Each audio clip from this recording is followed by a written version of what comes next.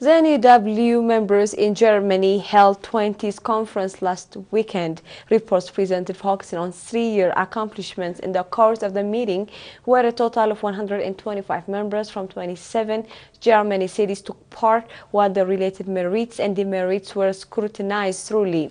The participants further elected a new committee that would serve for the coming 3 years and put forth views on a number of issues.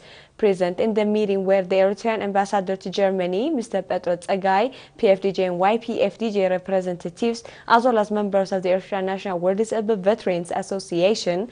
Meanwhile, the union's members extended financial support to the ANWVA, equaling €13,794, which was accumulated through event-based fundraising activities, according to reports.